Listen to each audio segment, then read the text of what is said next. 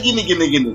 Saat kita mempunyai CCTV begitu banyak, tujuannya agar kita bisa memantau berbagai area, kita melakukan surveillance ya, pemantauan berbagai area pada satu sentral. Pada satu sentral kita tinggal duduk manis, hasil dari tangkapan layar-layar sistem lensa tersebut, kamera itu ditayangkan pada satu layar, di mana layar tersebut akan menampilkan misalnya rata-rata mungkin 3x3 atau 4x4, jadi 4, 2 ke samping, 2 ke bawah, atau 3 ke samping, 3 ke bawah jadi 9, atau 4 ke samping, 4 ke bawah jadi 16.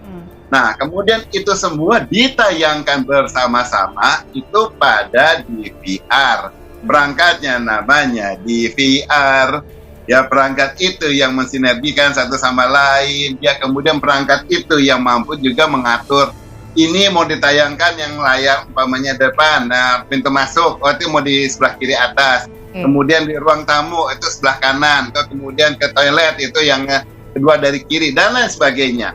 Termasuk kemudian komposisinya mau dibikin rada terang, rada gelap, satu area terlalu gelap, kita bisa terangkan area tersebut. Jadi artinya dalam satu TV besar atau big screen ini menampung beberapa CCTV, dan itu ada dalam satu decoder itu ya? Iya, dalam satu DVR, bukan decoder, DVR. Oh, DVR, oke. Jangan rancu sama penjelasan dulu penyidik awal bilang decoder ya. Nah, tadi kan sekarang saya mau menjawab tadi pertanyaannya, untuk apa itu diperbaiki gitu kan, dicabut. Diganti. Diganti. Kalau ada permintaan diganti, berarti ada suatu kerusakan pada perangkat itu. Nah, tapi kalau ada yang satu diganti, ya semua diganti. Jadi ini maksud Abah adalah nggak masuk akal ya, penjelasan. Gini, sekarang kalau dibilang ada yang diganti, setelah anggaplah ada 7 DVR, jadi satu kamera, satu DVR. Ceritanya nih orang kaya banget gitu ya, karena kan punya ya tajir teh nih kan, nih polisi, kemudian dia punya satu kamera, satu DVR. Kemudian satu DVR itu kemudian harus ditayangkan pada satu layar lebar, di mana semua digabungkan, sehingga memudahkan si satpamnya untuk melihat tampilannya gitu. Nah, kemudian kalau udah dari berbagai DVR digabungin, ini mah bukannya kaya, tapi mah jadi aneh, orang nggak ngerti teknologi, salah bayar gitu loh. Orang yang kayak gini, yang bikinnya juga, ini nggak ngerti gunanya CCTV. Jadi kalau gitu yang Abah tangkap berarti ada kekeliruan yang disampaikan oleh teknisi, karena kan ini teknisinya bukan hanya pengusaha, tapi juga seorang teknisi yang mengganti DVR, Bah. Gini, pertanyaannya sekarang, apakah dia teknisinya ataukah dia perusahaan, dia orang yang diminta untuk melakukan ini perubahan di sini.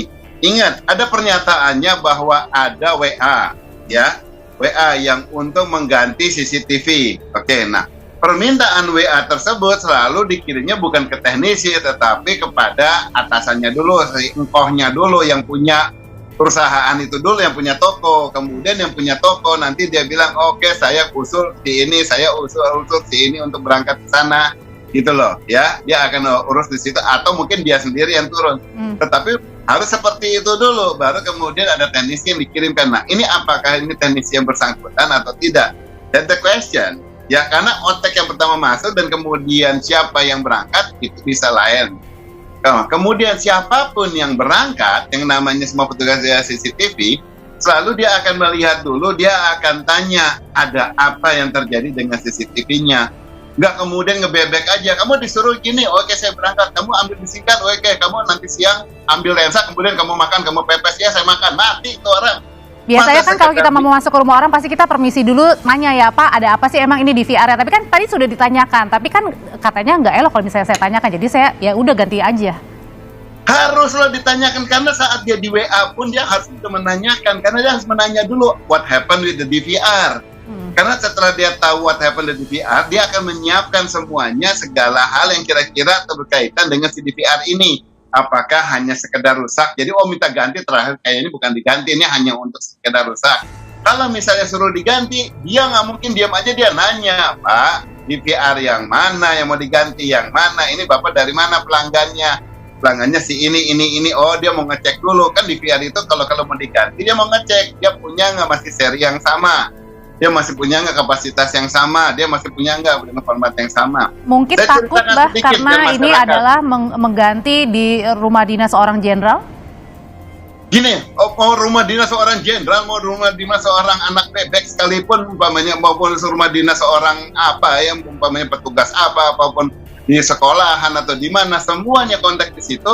Apa yang dipasang tersebut kan dia kan harus tahu bahwa dia harus tahu apakah ini di VR punya dia atau tidak. Seorang jenderal si X dia mengorder kepada saya untuk pasang DVD, saya bukan jualan DVD dah. Misalnya dia meminta kepada tua toko untuk dia ganti di VR, dia akan nanya, itu punya saya atau bukan? Karena bisa jadi si jenderal juga beli dari yang lain dong, ya kan? Kan jenderal itu namanya klien, tidak ada kesetiaan terhadap toko, yang ada toko kesetiaan sama si klien. Dan bisa aja dia beli satu DVR dari beberapa lensa CCTV dari beberapa provider, dari beberapa toko. Sangat mungkin, ya kan? Jadi kalau gitu. yang Abah lihat tadi dari keterangan dari Afung ini ada dilihat ketidakprofesionalan dari apa yang dia ungkap, atau sebenarnya dia tahu tapi dia ubah ceritanya? Nggak edar, dia nggak tahu, atau dia mungkin misalnya kalau disuruh berbohong jadinya dia gugup, dia mesti ngomong apa. Karena kalau dia ngomong soal lensa soal apa, kan cerita umumnya selalu yang tersebar di masyarakat, yang tersebar di kemudian di media pada zaman dahulu selalu ganti DVR, ganti DVR. Maka dia gunakan kata-kata yang sama tersebut untuk sampai misalnya ke pengadilan. Padahal kalau sebagai dia tukangnya, saat saya jualan combro dan orang bilang perkedel, saya akan bersikeras, ini adalah combro, jangan diubah jadi perkedel yang lain. Gitu kan? Atau saat saya dibilang inilah misro, beda misro sama combro, karena ini adalah oncomnya. Ini logika umum ya, biar masyarakat tahu. Jadi sebagai si provider, kan dia kan harusnya mengerti apa yang harusnya terjadi dan kemudian apa yang jadi masalah, sehingga dia akan mempersiapkan. Kalau enggak hanya sekedar diminta seorang klien, dia bawa itu lensa dari ujung ke ujung, dia bawa perangkat dari ujung ke ujung, dia mau tahu ini kira-kira yang rusak yang mana. Nah, komunikasi itu terjadinya itu di awal saat di order, bukannya dia datang kemudian baru melihat tunu.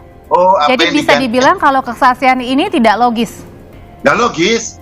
Kalau nggak logis, ini kan saksi. Tindak lanjutnya untuk ke depan, untuk selanjutnya, untuk CCTV ini, apakah harus mengundang berapa banyak ahli untuk bisa menjelaskan?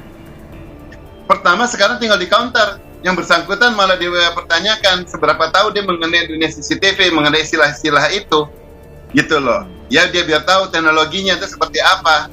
Dan kemudian dia harus bisa membuktikan yang namanya kalau satu kamera adalah satu DVR, dia buktikan bagaimana dia memasang satu kamera satu DVR. Berarti kalau itu memang yang terjadi, si tukang ini dia itu mau menjual sebanyak-banyaknya kepada si rumah dinas ini. Jadi ada 7 kamera dijual, harus pakai 7 DVR, dipasang DVR sehingga untungnya jadi lebih banyak, padahal nggak butuh sebanyak itu. Kan jadi aneh, itu pun jadi benar-benar nggak make sense banget gitu. Jadi namanya DVR itu tujuannya untuk mensentralisasi gitu, mensentralisasi semua perangkat tadi yang saya bilang agar mudah dimonitor. Ya. Jadi kesaksian dari hari ini Afung tidak bisa berdiri sendiri, harus ditambah dengan ahli-ahli lainnya. Terima kasih ahli digital forensik Abimanyu Wahyu Widayat atau Abah yang biasa kita akrab memanggil untuk bisa berbagi informasi mengenai DVR.